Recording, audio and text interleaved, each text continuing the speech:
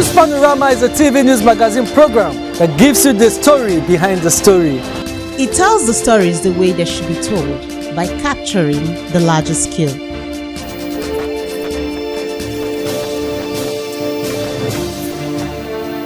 It deals with people's deep feelings on issues that, when brought to the fore, ultimately educates, informs, and entertains. News Panorama. Capture the larger scale. Education remains one of the strongest foundations for individual advancement and national development, providing the knowledge, skills, and opportunities needed to build productive communities and shape the future. But beyond access to classrooms and learning materials, the quality of learning environment and the integrity of the system that measures academic achievements are equally important. In Cross River State, this importance is reflected in the ongoing rehabilitation of Juketown Primary School in Calabar South, an intervention expected to provide a safer and more conducive environment for pupils and teachers while restoring confidence in one of the state's most historic learning institutions.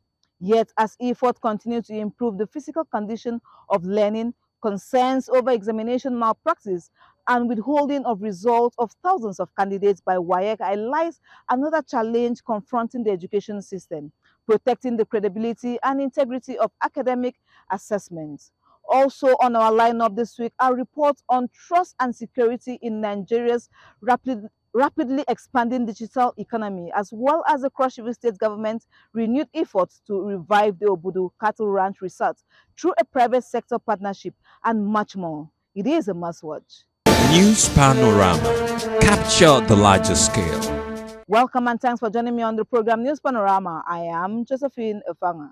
If you have just tuned in, you're watching News Panorama. The ongoing rehabilitation of Juketown Primary School in Calabar South has received commendation from the school management and the coordinator of Calabar Bayside, who championed the rehabilitation project, with both expressing appreciation to the Cross River State government for its support towards the project and effort to provide a better and more conducive learning environment for pupils and teachers. The development is expected to improve the condition of school, create a safer and more comfortable environment where pupils can learn effectively.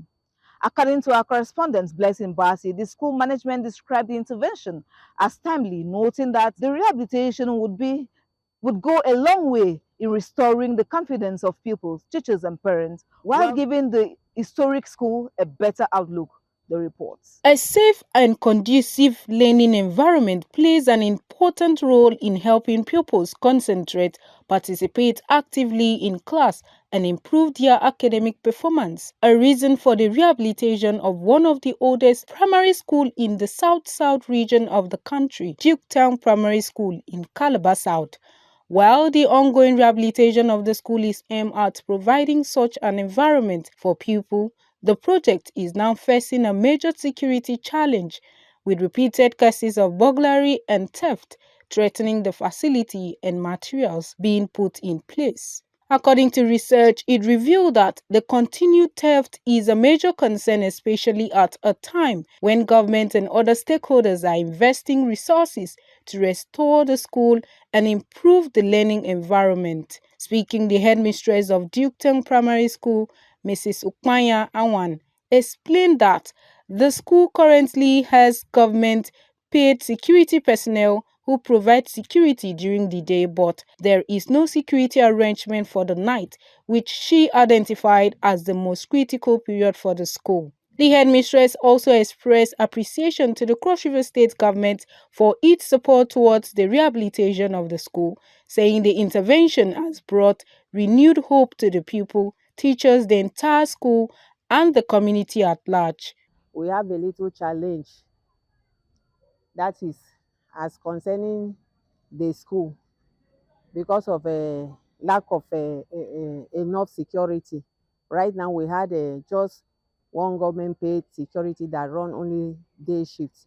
Then at night, nobody to cover up, and the hoodlums will capitalize on this gap to break into the school and cut away with some of the school valuable items.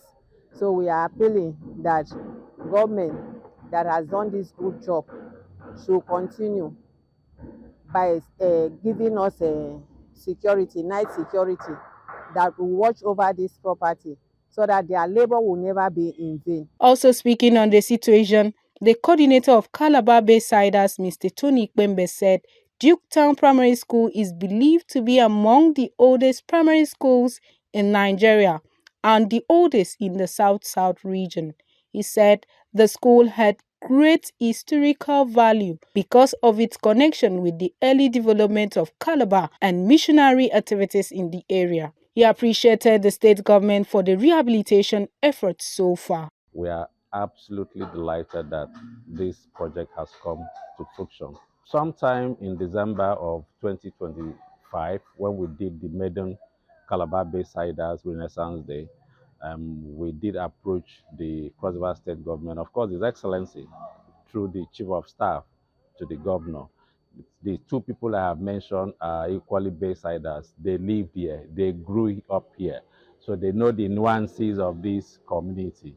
And we made a special appeal that Juketown Primary School, a school that was founded in 1846, that it has some historical connotation and emotional and sentimental attachment to most of us who schooled here. Ms. Ikpembe further stressed that Calabar Baysiders is now considering working with the community to provide 2 additional night security personnel who would be managed by the community and funded by the Baysiders. He said the move is aimed at protecting the ongoing rehabilitation work and the educational materials expected to be provided to the school. One of the greatest challenges which this school has is about security.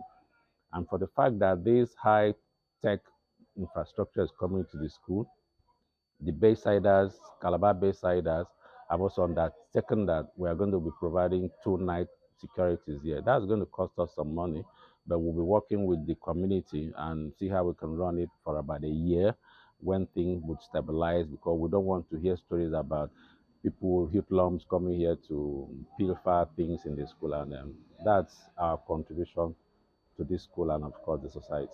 Speaking with some respondents, they said when the school environment is not conducive, it can affect the way children learn, difficulty to concentrate, and may cause many pupils to lose interest in going to school. This project is not just for the school, it's for the entire community. In fact, recently, some members of the community have called to ask when the school is resuming, because they know that the project is not going to be for the children alone, that everyone is going to be lifted up. And this proves that they are watching and they are excited. Today, the building is more than a century old. And you can imagine that the foundation structure that's still standing, but the roof members and the structural integrity had some issues. So that's what they're trying to address now. And we're also happy to note that the Universal Basic Education Board is also interested in equipping this school with modern learning facilities. And I'm sure once that is done, this school will be upgraded to a very high standard. The community will now have a sense of belonging, and people will also have a sense of trust and commitment in sending their words here. Stakeholders are therefore calling for urgent action, including the repair or replacement of the school gate and the provision of adequate night security to prevent further theft and ensure that the benefits of the rehabilitation reach the pupil and the wider community. However, all efforts to get the Cross River State Universal Basic Education Board (SUBEB) have so far proved abortive. For CRBC News Panorama, Blessing Bassi reporting. Examination malpractice continues to pose a major challenge to the credibility of Nigeria's education system, as the West African Examination Council (WAEC) withholds the results of 167,486 candidates who sat the 2026 West African Senior School Certificates.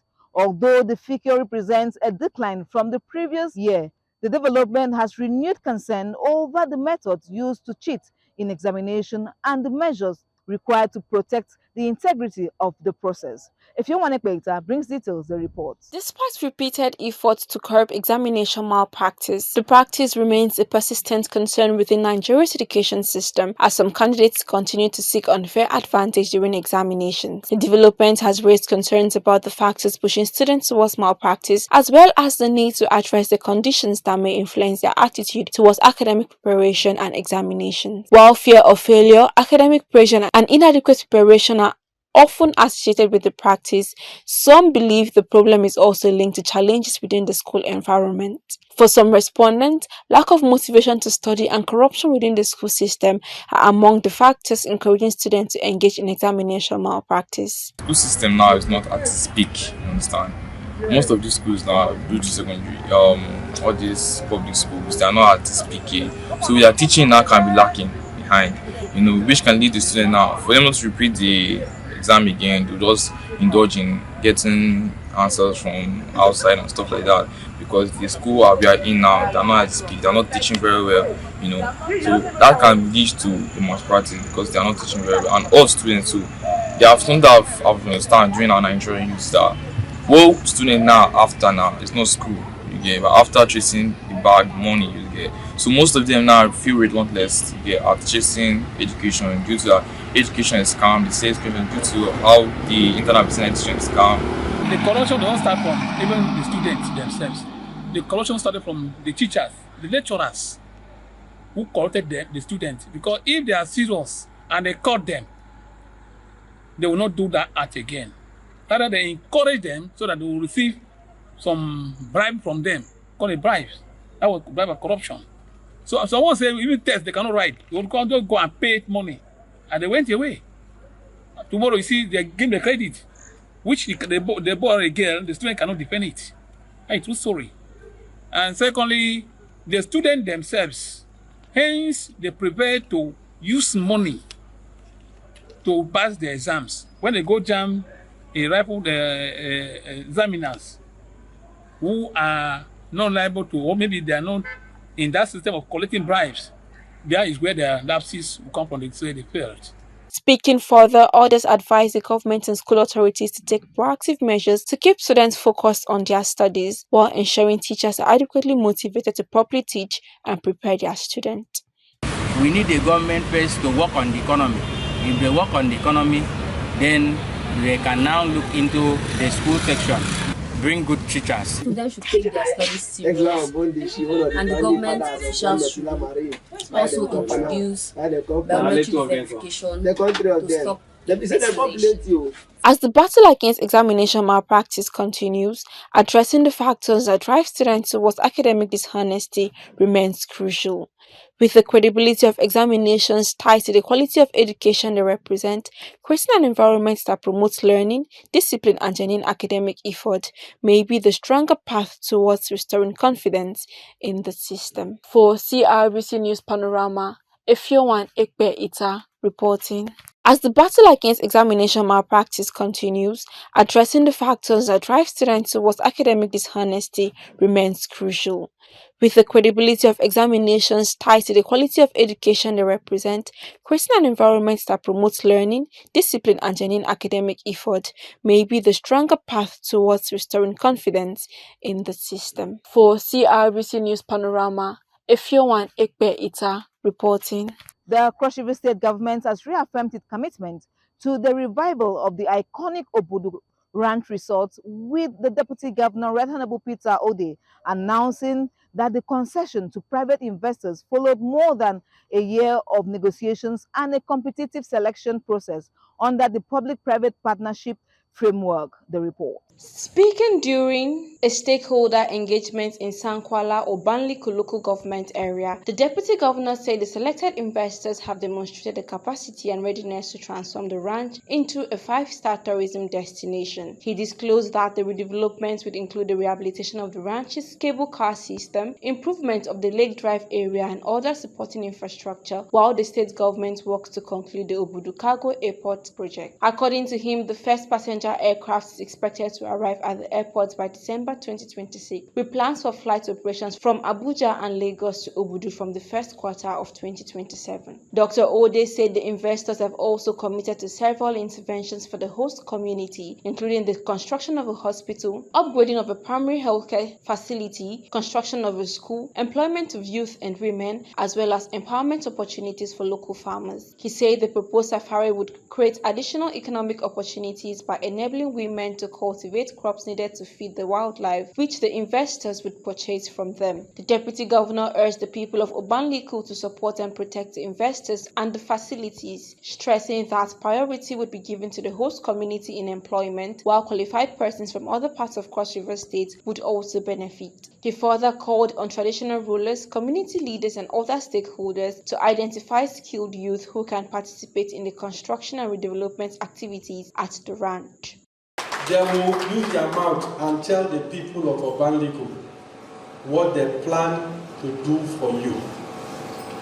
They have told me, I have heard. I will tell you some of the things they have said they will do. So if I am not correct, when they stand up, they will say, no, I am not correct.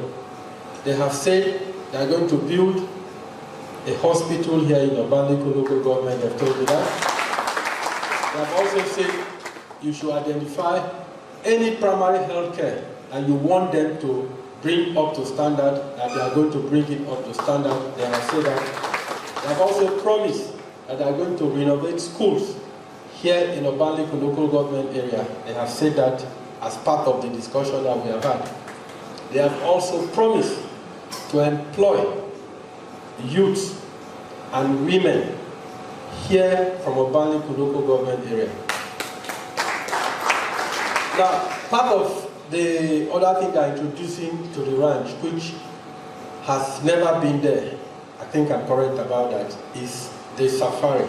Representing Sterling Exploration and Energy Production Company, Colonel Amit Ghosh said the company, which has operated in Nigeria's oil and gas sector for about 20 years, has expanded its operation to Cross River State, where it has been active in Akamka local government area for about 4.5 years. Ghosh said the company's vision for Cross River goes beyond the revival of Obudu Ranch, with plans to redevelop the Otanga Safari in a world-class conservation and scientific research ecosystem. He said the proposed facilities expected to support the conservation and breeding of endangered and near-extinct African species, create employment opportunities, and place Obanliku and Cross River State on the global tourism and conservation map. The company representative said the existing baby airstrip would cater to niche visitors and private aircraft, while the Obudu Cargo Airport would provide improved access for tourists traveling from across Nigeria, Africa, and other parts of the world. He said the company also plans a comprehensive facelift of the Obanliku local government area through infrastructure and economic developments that will support tourism, conservation, and investment. Ghosh expressed confidence that the support of the Cross River State government and cooperation from host communities, the project will create a sustainable tourism destination capable of attracting visitors internationally. When it comes to Cross River, we have been working, as I've told, for last 4 years, and being a good friend of His Excellency and Deputy Governor, His Excellency, and the government, I have been guided well to do something here, which is very close to heart of my chairman. On his mandate, I start exploring, and I pursued since last more than a year to revive this Obudu ranches back to its legacy, which has been there about 8 to 10 years back, or 12 years back. It's a pride moment for me that I have got the privilege to announce this, that not only the Obudu ranches, but the Otanga Safari, where we want to establish a world-class conservation, scientific, research, ecosystem-based, which will be not only recognized by UNICEF, but also will be a first breeding ground for all near extinct species of Africa.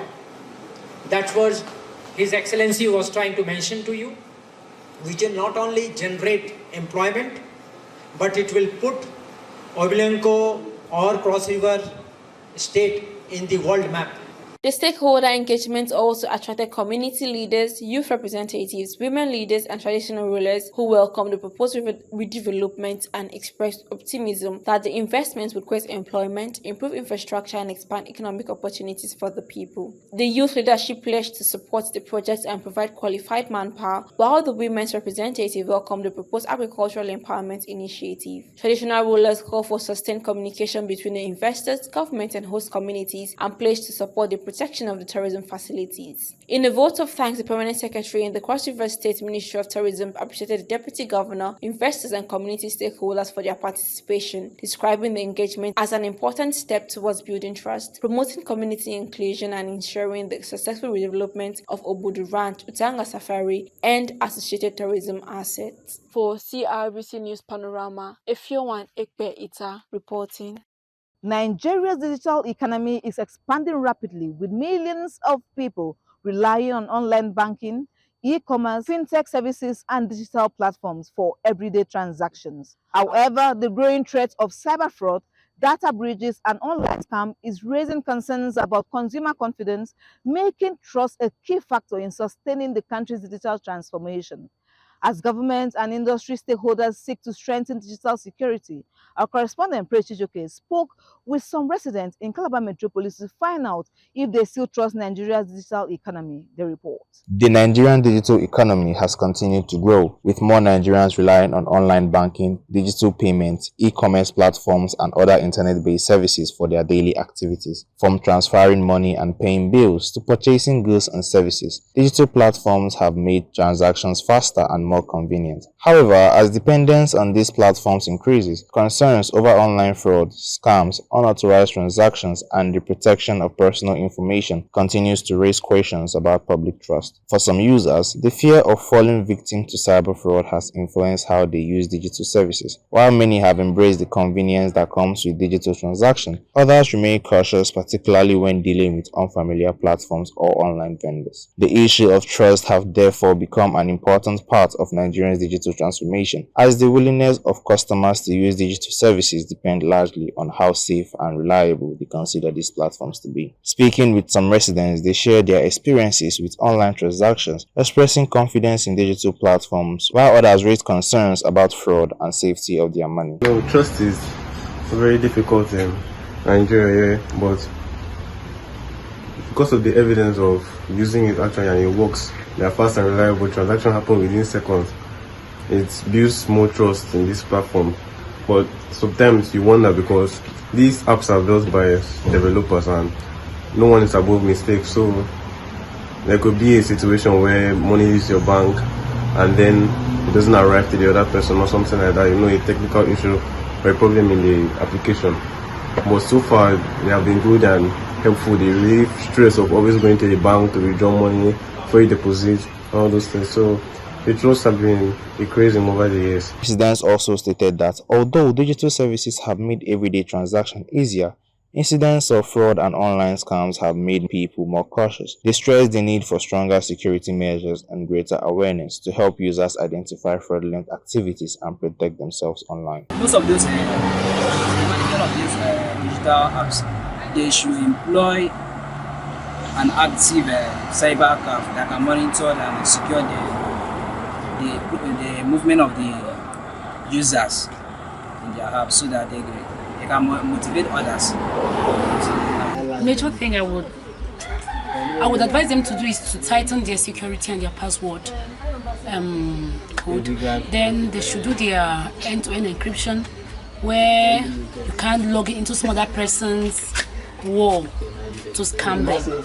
So I think if they could basically do those two with other ones required, it's going to really go a long way. They also called on fintech companies and other digital service providers to strengthen measures that protect users and respond quickly to complaints of fraud. They said improved security, effective regulation, and public education would help restore confidence and encourage more Nigerians to embrace digital services. As Nigeria continues to expand its digital economy, building and maintaining public trust will remain crucial to ensuring that more citizens can participate safely in the country's growing digital landscape. For CRBC News Panorama, Praise Chijoke reporting. That is all we have on our lineup this week. We hope to be back same time next week. Do keep a date with us.